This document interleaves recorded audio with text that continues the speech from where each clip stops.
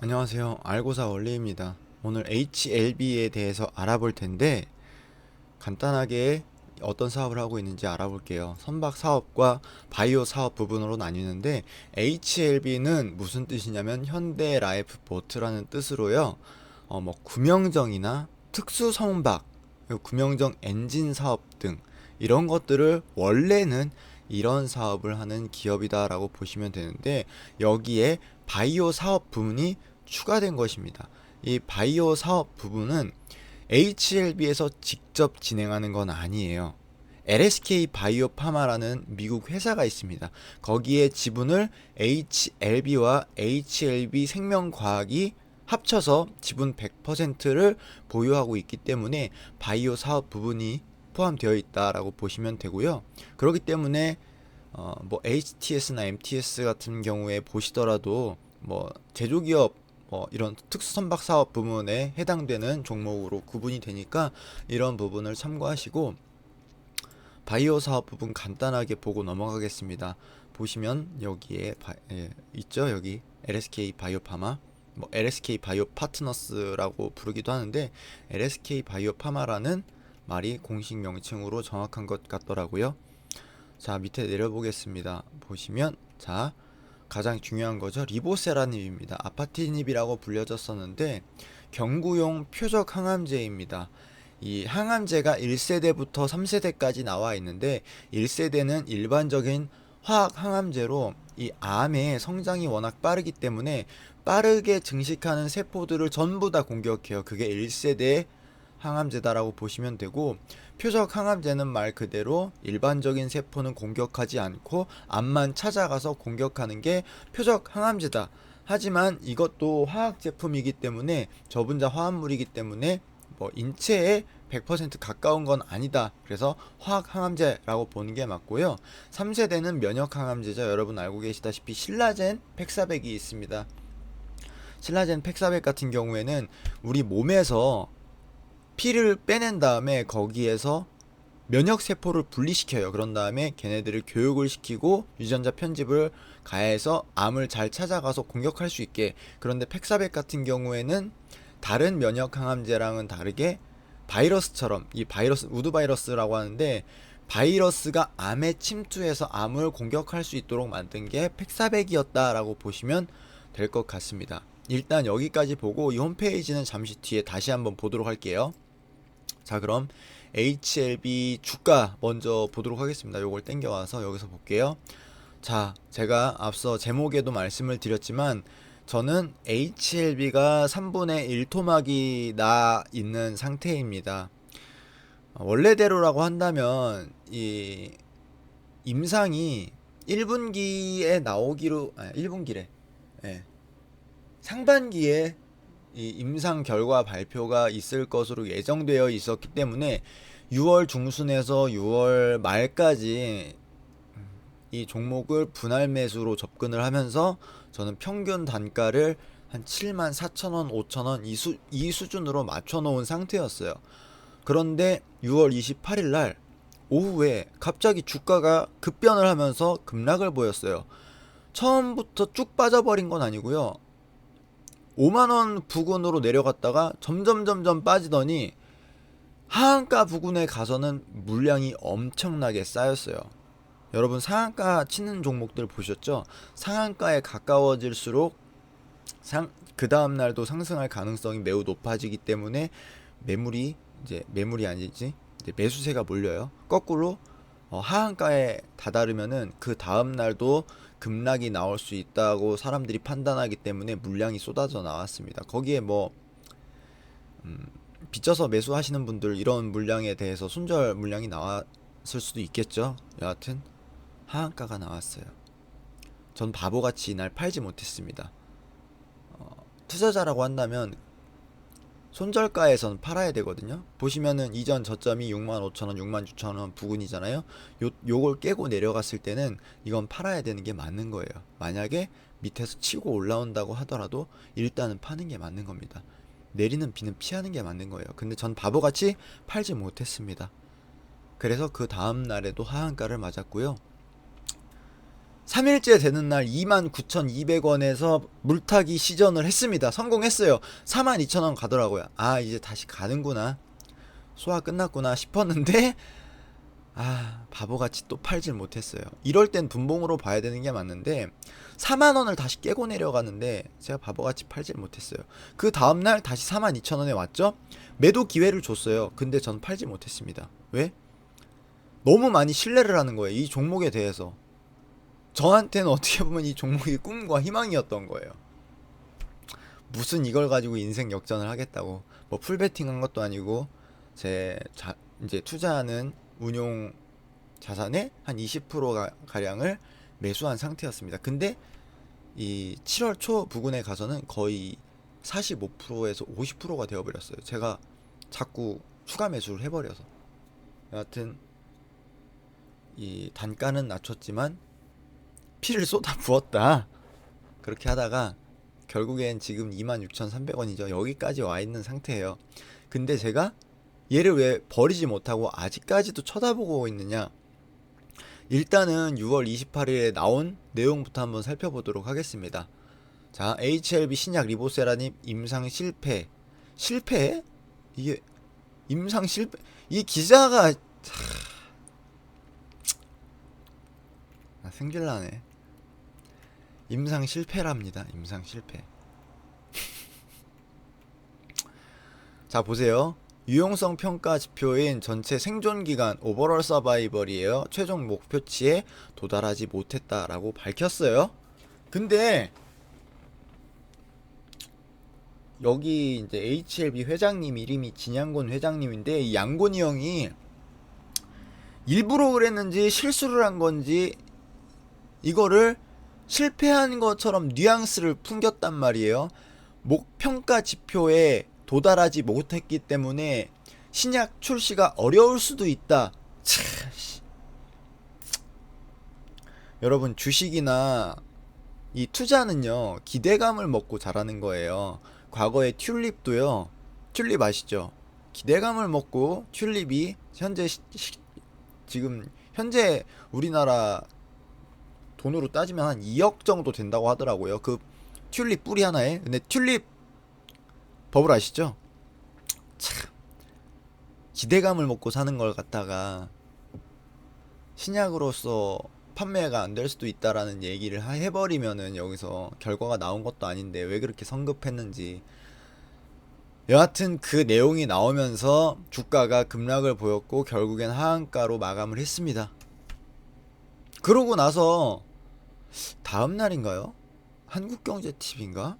서울경제TV인가 나와가지고 무슨 목표치를 100점을 잡고 공부하던 80점짜리 학생이 100점을 못 맞고 90점을 맞았는데 이거를 공부에 실패한 학생이라고 볼 수 있느냐면서 눈물로 호소를 하시더라고요. 그럼 뭐해, 시장에서는 신뢰도 떨어졌고 기대감도 꺾였는데. 맞잖아요. 더 웃겼던 게 그 코오롱 티슈진 같은 경우에는 FDA로부터 임상 중단이 됐잖아요. 저기 그 리보세라림이래, 또 말도 설명이 안 나오는데 그 무릎 치료제 있습니다. 인보사. 그랬는데 하한가 한 번 나왔거든요. 그래서 그때 그것도 들고 있었는데 그건 몇 개 안 들고 있었어요. 아, 그런데 이 HLB 리보세라님은 임상 중단도 아니고 임상 잘 하고 그랬었는데 결과도 나오지 않은 걸 결과인 것처럼 발표를 해버려가지고 참 속 터지는 일이 있었는데, 여하튼 이거 봤으니까 넘어가고요. 자, 이게 리보세라닙을 왜 제가 들고 있는지에 대해서 좀 말씀을 드리면, 리보세라닙이 현재 개발을 하고 있지만 이거를 약 처방을 받고 환자들이 먹고 있는 나라도 있어요. 그게 바로 중국입니다. 항서제약에서 아이탄이라는 이름으로 중국에서 이 위암 환자들한테 처방을 하고 있어요.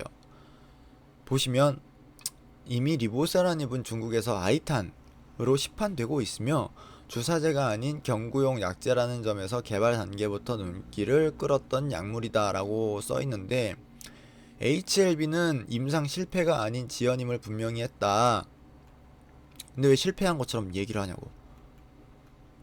생각할수록 화가 나네요. 화가 나요. 그런데 제가 아직 들고 있는 이유는 바로 이거예요. 중국에서는 아이탄으로 시판되고 있다. 이거 하나 때문에 들고 있는 거예요. 예, 여기까지 보고요. 다음 뉴스 한번 같이 볼게요. 앞으로가 중요합니다. 들고 계신 분들 계실 거예요. 배팅으로 나 한번 사볼까 하시는 분들 계실 거예요. 이거 보셔야 돼요. 8월 21일이 논문 제출 마감일입니다. 8월 21일, 오늘 며칠이야? 12일이에요? 한 9일 남았죠? 이때 제출 못하면 끝판 나는 거예요. 이거 ESMO에서 발표를 하게 되는데, 뭐 이게 제가 좀 격앙돼서 말씀을 드렸는데 끝판 난다는 건 아니고, 일단 이 허들은 넘어야 되는 게 분명합니다. 이거 넘어야 되는 거고요. 데이터 뭐 마무리 된다고 하는데, 뭐 여하튼 이거는 일단 그 논문 첫 번째 내는 거는 마무리가 됐고, 이 8월 21일 이게 맞나? 잠시만요. 이게 논문 내는 게 1차가 있고 2차가 있는데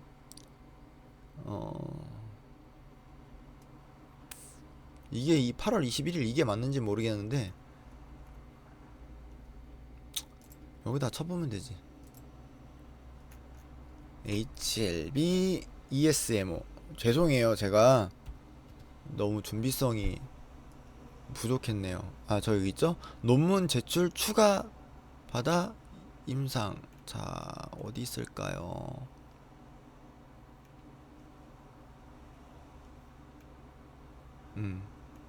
그게 맞는 것 같네요. 네, 21일.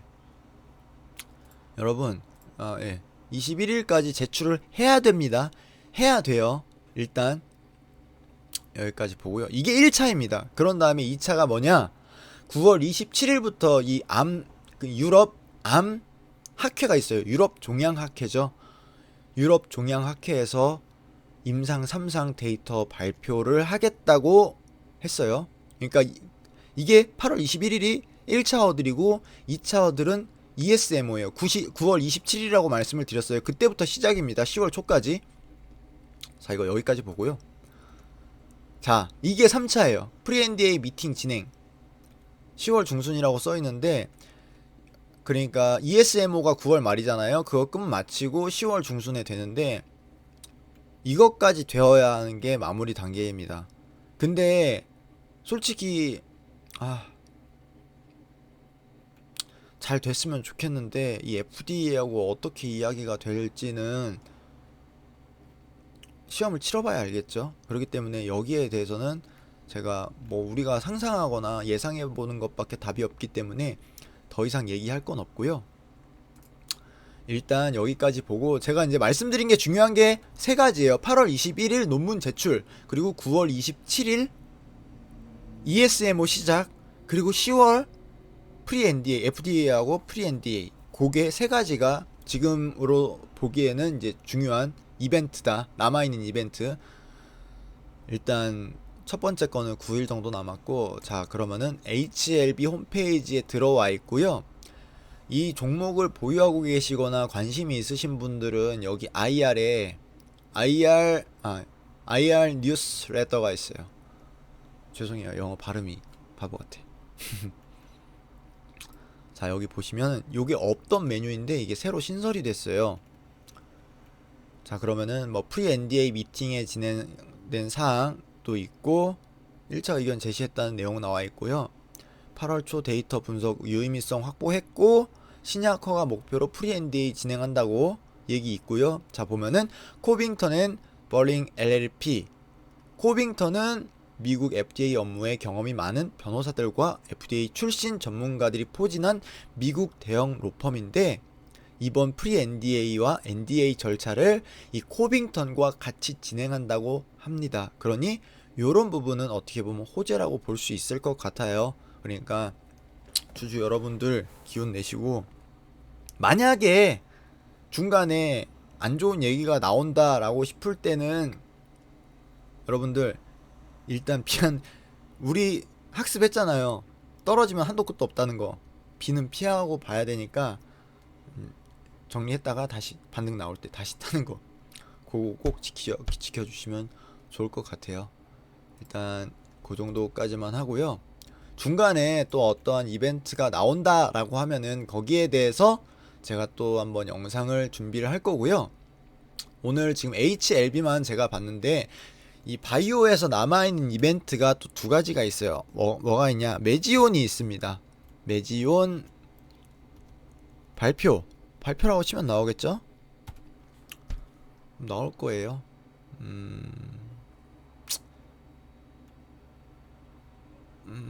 언제 발표하나? 아, 여기 있네. HLB 9월 말. 이게 ESMO니까 이거 보면 되겠다. 자, 마지막으로 이 기사 하나만 보고 가겠습니다.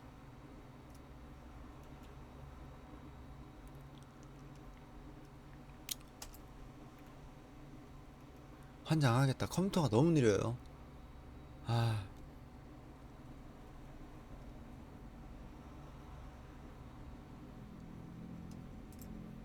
뭐야. 미쳐버리겠네.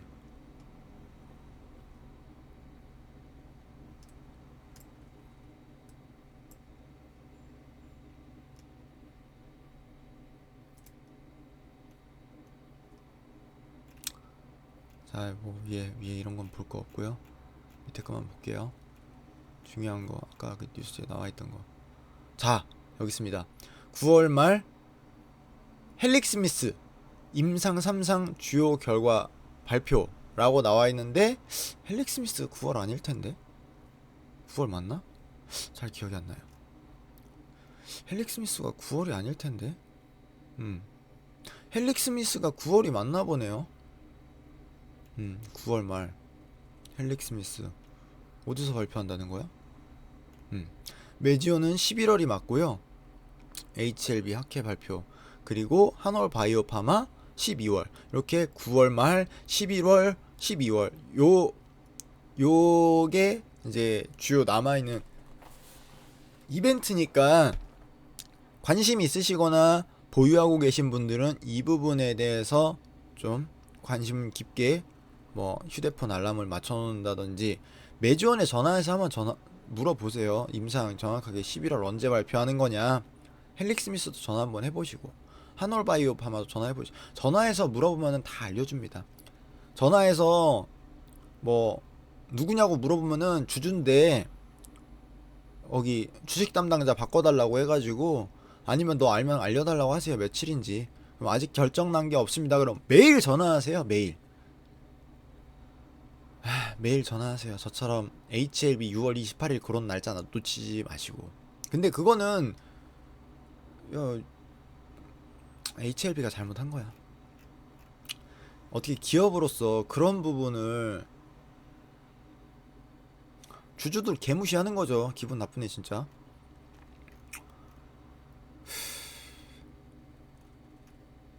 여하튼 여러분 힘내시고요. 아직 바이오 죽지 않았습니다. 여기 기대감 살아있잖아요. 하얀색 요거 참고하시고 궁금한 거 있으시면은 또 댓글 달아주시거나 하시면 제가 또 보고 영상 참고해서 촬영해 볼 테니까요. 예, 오늘 월요일이었는데 고생 많으셨고요. 푹 주무세요. 이 수면 시간이 길어야 건강하고 오래 산다라고 하더라고요. 수면 시간이 짧을수록 생명 연장이 안 된다라는 데이터도 있고 뭐 학회 논문도 있다라고 하더라고요. 제가 본 건 아니기 때문에 의사 선생님이 얘기해 준 거니까 그런 것도 참고하시고 푹 주무시고 맛있는 거 잘 드시고 예, 건강하고 행복하십시오.